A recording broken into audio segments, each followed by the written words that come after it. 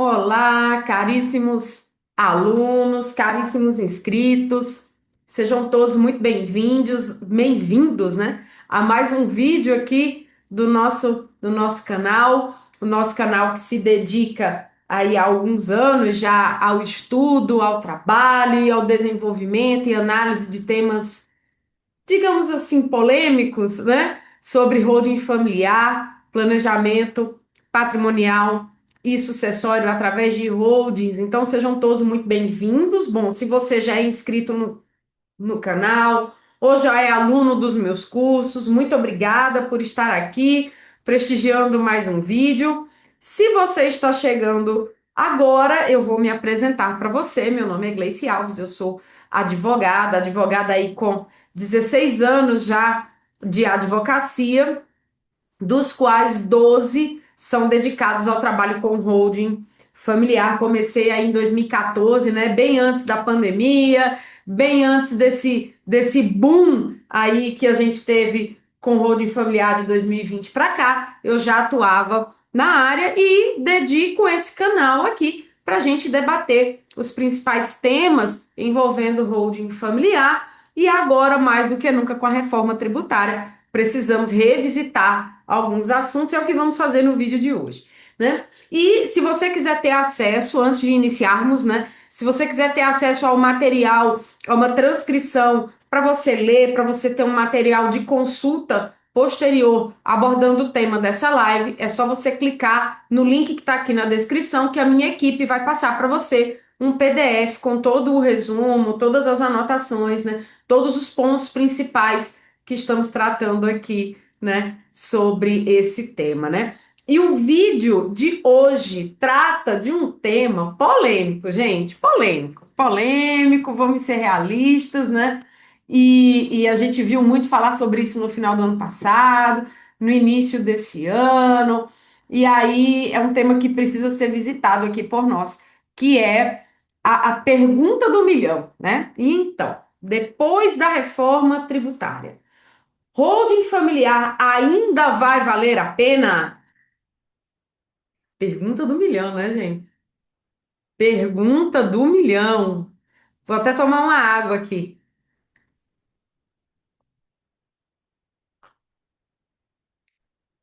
E aí, holding vai valer a pena?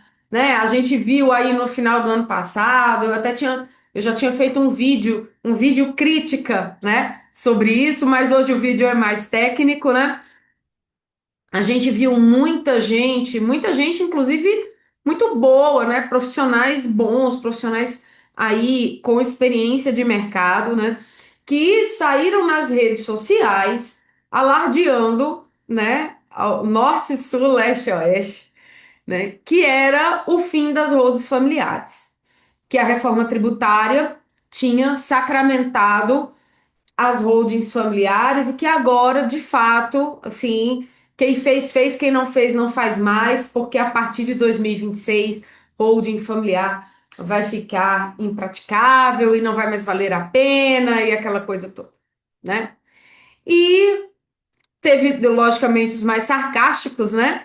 Que fizeram o enterro das holdings, né? E tal, agora é o fim, acabou esse mercado, né? Então, gente, a primeira coisa que eu acho que a gente precisa colocar nos seus devidos lugares é que nada acabou, tá? Inventário não acabou e não vai acabar. Então, quem já está inscrito no canal aqui há mais tempo, quem é meu aluno, sabe que eu já disse isso inúmeras vezes. Inventário não acabou, não vai virar letra morta na lei. A gente sabe quem inventou esse jargão, isso nunca foi verdade, né? E nunca vai deixar de existir, tá? Inclusive, preste atenção no que eu tô falando aqui. Inclusive para famílias mais abastadas. Essa história de que as famílias com elevado patrimônio, as famílias com elevado poder aquisitivo, todos estão fazendo holding familiar. E o inventário vai ficar só e somente só para aquelas pessoas que têm um baixo poder aquisitivo ou que não têm um patrimônio que vale a pena fazer uma holding. Tarará. Isso também não é verdade, tá?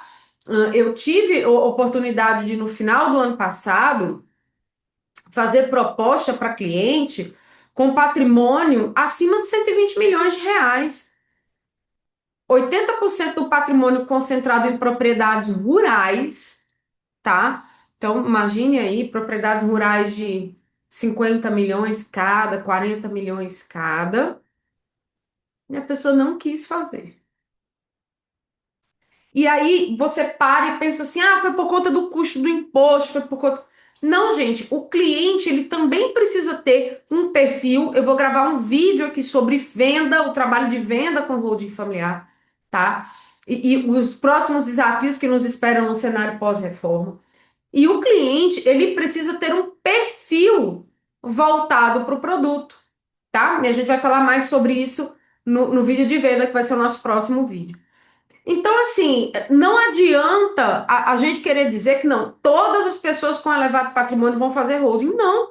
Vai ter gente que vai levar um vasto patrimônio para o inventário porque ele não tem perfil, ou porque ele não tem a cultura de fazer isso, tá? Porque, enfim, inúmeros motivos, ou outros porque dizem, não, eu não quero antecipar o custo de imposto, se é meu filho que vai ter que pagar, meu filho que se vire lá na frente para resolver isso. Eu já ouvi isso de cliente. O cliente dizer isso para mim. Doutora, eu já fiz o mais difícil que foi construir o patrimônio. O mínimo que ele tem que fazer é se mexer para receber, né? E tudo bem, né? Não é um pensamento equivocado, ok? O cliente não está errado. Ele não está, digamos assim, preocupado com a geração seguinte. É um perfil de cliente, ok? Gente, eu vou dizer o que eu disse para esse cliente que me falou isso. Eu virei para ele e falei assim: isso é um planejamento sucessório. Aí ele virou para mim e disse: como, doutora? Eu disse: é isso mesmo. Isso que o senhor acabou de me dizer é um planejamento sucessório. Desde que o senhor informe isso a quem? Aos seus filhos. Não para mim. Eu não sou sua herdeira necessária. Não vou receber seu patrimônio. Mas se os seus filhos souberem que lá na frente eles vão ter essa conta para pagar e que eles precisam se organizar de agora, isso é um planejamento sucessório. O senhor está avisando a eles, ó, o imposto dava quase 6 milhões no total, né? Para ser dividido por dois filhos, então dava 3 milhões. Então, ó, vocês se liguem aí, porque daqui a um tempo, quando eu morrer, cada um vai ter que ter 3 milhões de reais só de imposto para pagar. Se nada mudar daqui para lá, né? Se a alíquota subir e tal, né? Aí é outra história, né? Se preparem vocês, porque eu não vou dar R$ 1, não vou dar um centavo para vocês custearem isso. Então vocês façam a aplicação financeira, se virem junto de 3 milhões para receber meu patrimônio, porque eu já fiz a parte difícil que foi fazer o patrimônio, agora vocês se virem para receber, né? E aí ele riu assim, meio sem jeito, né? Tipo assim, isso não deixa de ser um planejamento, desde que o herdeiro saiba. Ele sabendo, gente, planejamento sucessório concluído, né, para essa família. Mas, peculiaridades à parte, né, isso é fato. Então, nem a holding vai deixar de existir com o cenário reforma tributária, tá? Nem o inventário vai deixar de existir com o cenário reforma tributária, com o cenário holding familiar na mesa como opção para planejamento patrimonial e sucessório. E aí, gente, entra uma questão aqui que também ela é um pouco, talvez ela seja um pouco indigesta para algumas pessoas, mas conversas difíceis levam a uma vida fácil, né? Veja bem, a questão aqui não é se a holding vai continuar a fazer sentido pós-reforma tributária, se a holding ainda vai valer a pena após um cenário de reforma tributária. A pergunta que nós temos que nos fazer dentro desse contexto é: para quem? Para quem? Ok? Então, não é o se, é o para quem. Para quem continuará a fazer sentido uma holding familiar? Gente, eu bati aqui. Ah, voltei. É para quem, ok? Para quem uma holding continuará a fazer sentido. ok? Outra coisa, num cenário pós-reforma tributária, com tantas modificações, mudança de ITBI, mudança de TCD, né? Mudança de critérios, progressividade de alíquotas, dentro desse novo contexto, ok? Quais são as novas vantagens que surgirão dentro de um cenário para a holding familiar dentro de um cenário de reforma tributária? Quais são os problemas que a holding vai resolver agora? E para quais problemas ela não serve mais?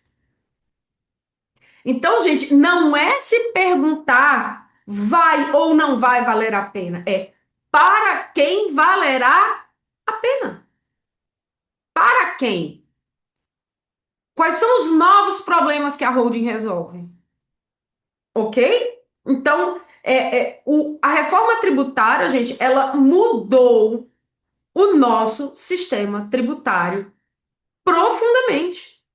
E holding familiar, planejamento patrimonial e sucessório, sempre foi um produto de planejamento tributário da pessoa física. Prestem atenção nisso. Sempre foi, sempre foi. Não passou a ser com a reforma, não, que eu sei que tem gente alardeando isso, gente. Sempre foi. Quando eu fiz o meu primeiro curso de holding, em 2014, lá, pouco antes da Copa que foi aqui no Brasil, holding familiar já era um produto de planejamento tributário da pessoa física, certo? E não deixou de ser. Pelo contrário, ganhou relevância dentro de um cenário pós-reforma tributária. Mas uma coisa é fato: a reforma tributária mudou o nosso sistema tributário profundamente. E essa mudança trouxe inúmeros impactos para a pessoa física e para as pessoas jurídicas. Né? E por que não dizer para o nosso cliente de holding e para a própria holding? Ok? Então, o produto holding familiar, ele precisa ser reformatado. Ok? Porque esse reset que a gente teve no sistema tributário nacional afetou diretamente quem?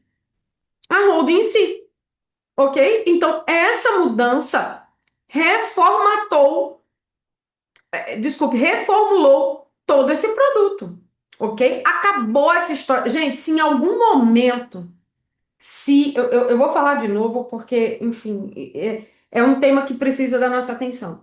Se em algum momento houve uma falsa popularização do trabalho com holding familiar pelo sistema de células, isso acabou.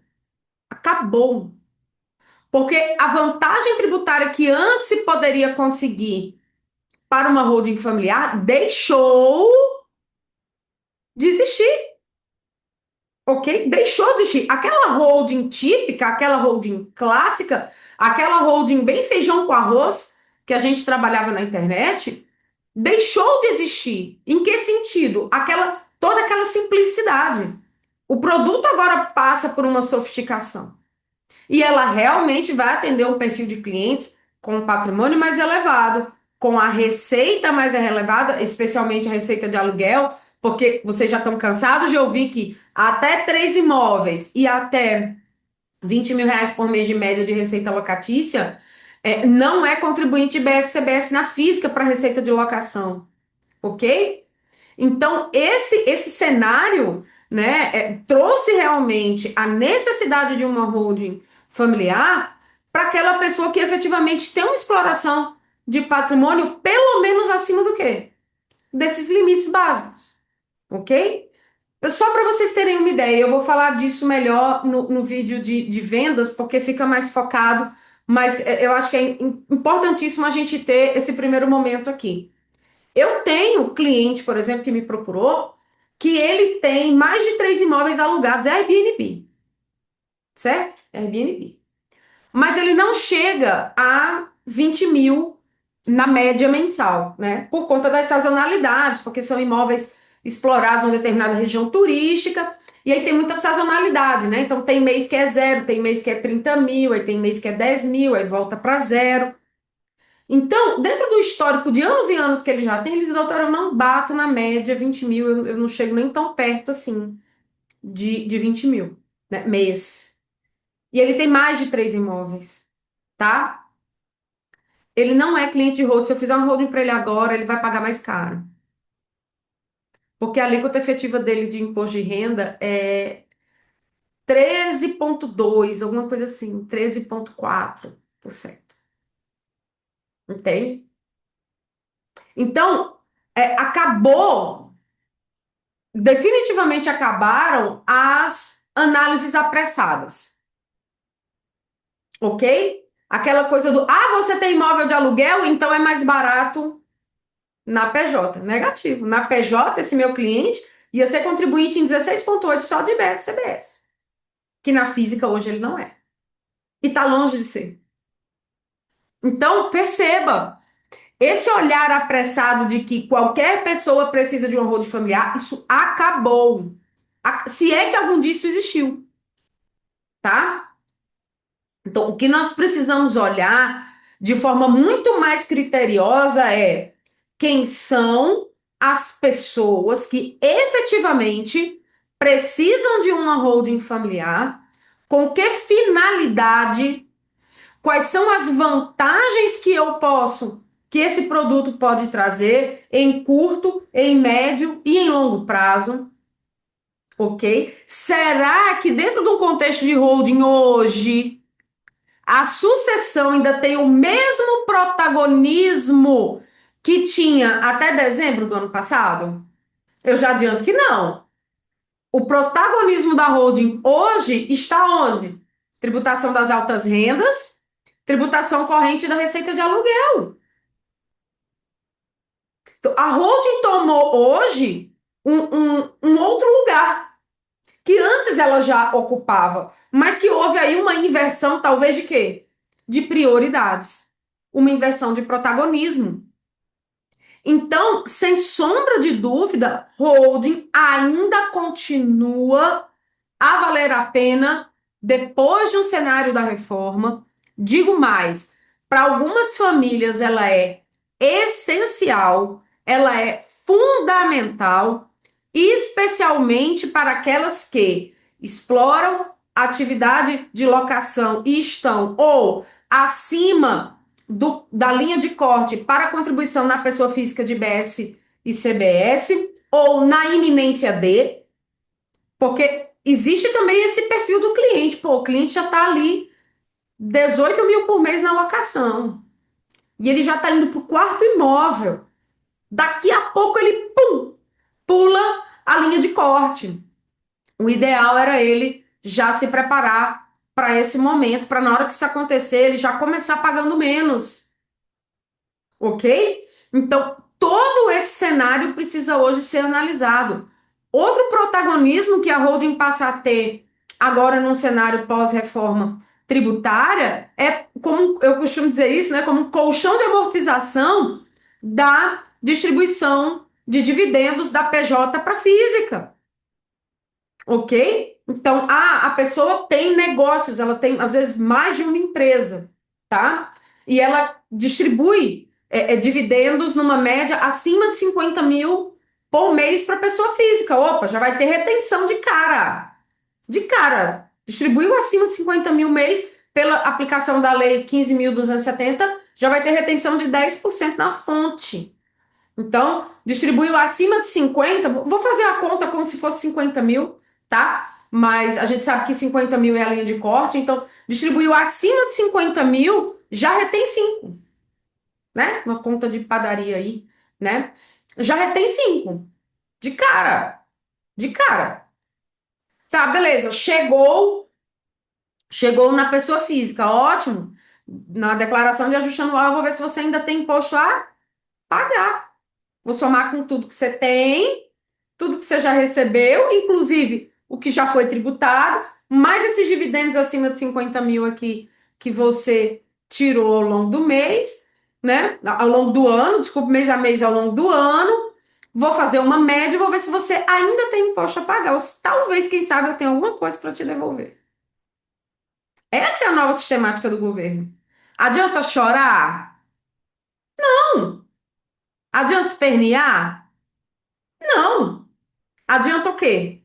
Se programar, se organizar, tá? Hoje eu li uma matéria falando que pode ser que a tributação de Airbnb na pessoa física daquelas pessoas que estão na linha de corte para acima da linha de corte para recolher IBS e CBS pode chegar a 44%. 44%. Eu vou repetir. 44%. Pode chegar a. Virtualmente, né, gente? Né? E esse 44 é somando IBS, CBS 16,8 mais até 27,5 na pessoa física, né? De imposto de renda. Então, assim, o que é isso de tributação? Então, hoje, as pessoas estão com mais medo dessa incidência do que propriamente da própria sucessão. O que são 8% sobre o seu patrimônio? Se você comparar 44% na pessoa física, todo mês, né, virtualmente, né, todo mês até o fim da sua vida. É você entregar de forma indireta todo o seu patrimônio para quem? Para o governo. Então perceba, a holding hoje ela continua, aliás, eu digo mais, ela não só continua com o papel que já tinha antes de ela facilitar uma sucessão, porque esse papel ainda existe, eu vou falar logo mais sobre isso, mas ela ganha um relevo muito maior pelo fato de que ela já dá um ganho o quê? Imediato. O cliente já sente no bolso mês que vem a diferença. Entendido isso? Olha o tamanho da diferença de vantagens, de discurso de venda, de novo protagonismo da holding dentro desse novo contexto de reforma, tá? E aí entra aquilo, né, gente? Quando eu olho as pessoas dizendo a holding acabou, já era, o governo decretou o fim das holdings. Eu vejo a pessoa fazendo o quê, gente? Vocês já sabem o que eu falo aqui? Passando vergonha o quê? No débito, no crédito e no Pix na internet. Gente grande. Que aí me gera uma outra pergunta. Essa pessoa sabe o que está dizendo, mas ela está jogando essa conversa para levar para um curso, para uma mentoria, para o que quer que seja, que não há problema em vender isso, gente. Eu vendo curso, então tá, não é essa a questão, mas é. A pessoa sabe o que está dizendo, ela está falando aquilo só para chamar atenção. Ou ela não faz ideia do que ela tá falando. E eu confesso a você, eu não sei o que é pior. Eu não sei o que é pior. Entende? Então, questionem-se sobre. Agora, uma coisa é fato. O protagonismo da holding mudou, suas funcionalidades foram, a meu ver, o quê? Ampliadas. Por que ampliadas? Porque holding continua sendo um excelente instrumento de planejamento patrimonial e sucessório. Não deixou de existir. Eu ainda tenho a possibilidade do domicílio fiscal de eleição, foi ratificado pela Lei Complementar 227, ok? A possibilidade do domicílio fiscal de eleição, logicamente com algumas observações, ok? Mas fato é que o domicílio fiscal de eleição continuou aí como sendo uma excelente ferramenta para a economia tributária, tá? A possibilidade de uma melhor flexibilidade sucessória em relação à administração dos bens, a reunião ainda do patrimônio, a possibilidade das famílias conseguirem aí manter uma exploração conjunta do patrimônio e se beneficiar somente de quê? Da rentabilidade, né, desses valores. Outra coisa, a própria questão da alta renda facilitou nesse aspecto, tá? Então, não, vamos deixar uma PJ ali explorando, por exemplo, os 5, 6, 7 imóveis de aluguel que a família tem e a gente divide só dinheiro, né? Já vai entrar aí, de repente, até dentro daquele limite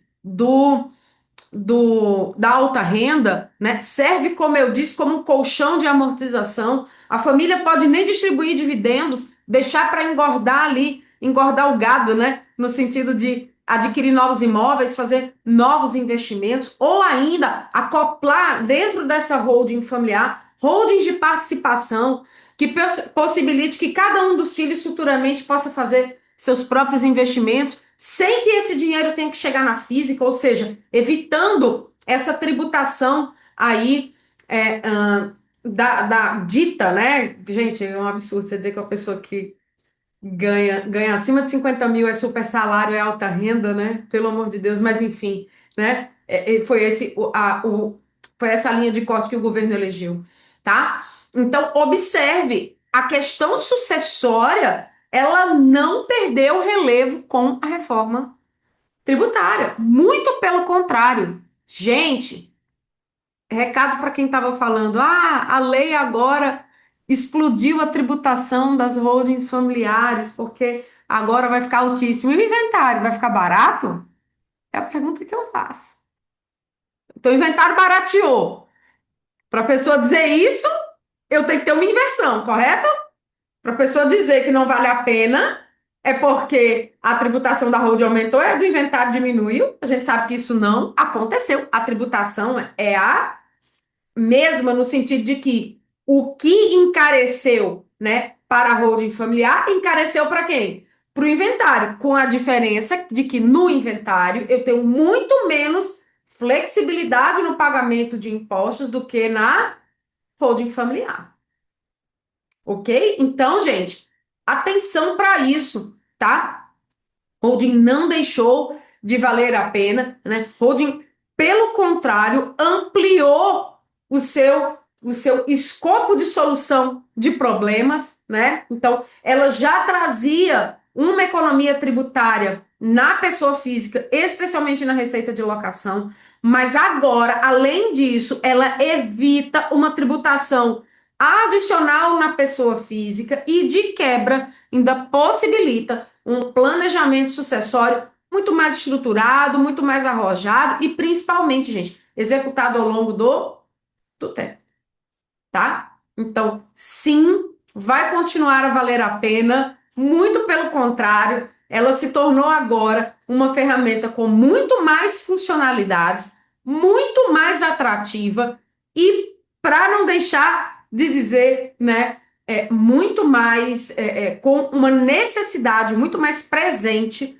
né, especialmente para essas famílias com alto rendimento de receita de aluguel e mais ainda, né, a holding pura, aquela holding de participações típica lá da lei das SAs, aquela holding que tem como principal funcionalidade a, a participação em empresas controladas para gestão e controle, a organização de grupos empresariais para, mais uma vez, evitar um baque de tributação na pessoa física pela distribuição de dividendos.